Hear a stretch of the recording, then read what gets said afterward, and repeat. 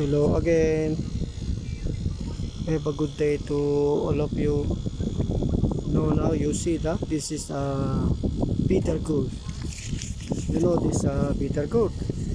You know this is very important to eat because you see the fruits of the bitter gourds.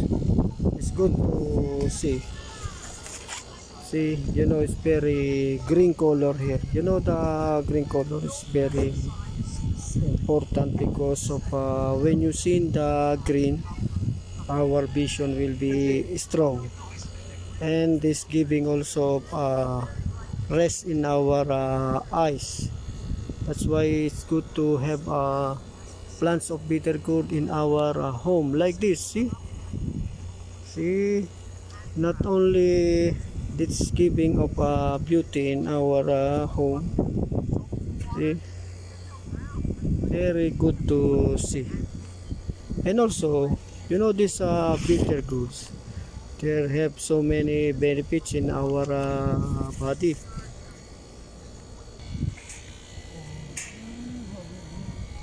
And also this is can reduce our blood sugar, and also it can fight also cancer, decrease cholesterol, improves our fiber in our stomach or intestine, and also remove these dandruffs, fights acne or takihawat, cleans our liver, and increase our energy, and also can this cure our wounds or sugat, and also our clear our vision of our eyes, and also help to strong and to be healthy our heart, and also this, and it can help also to cool our body during the hot season.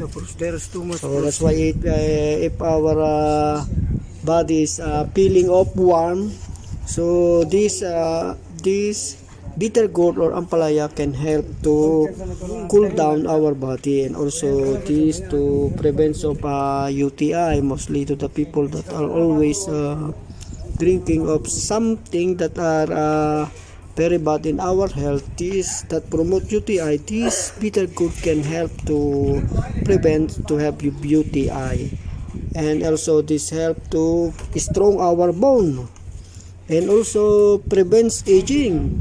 See, if you always like young, eat the bitter gourd.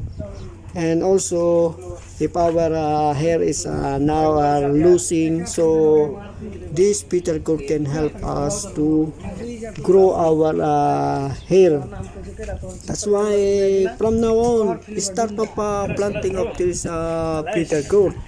And also don't forget to subscribe and follow our video, so that if I have a video again, and then I have something to give some tips on, so you will know. Thank you very much, and see you again. See the plants now, very good. Just plant bitter gourd in our home, and also this will add a beauty in our surrounding. See,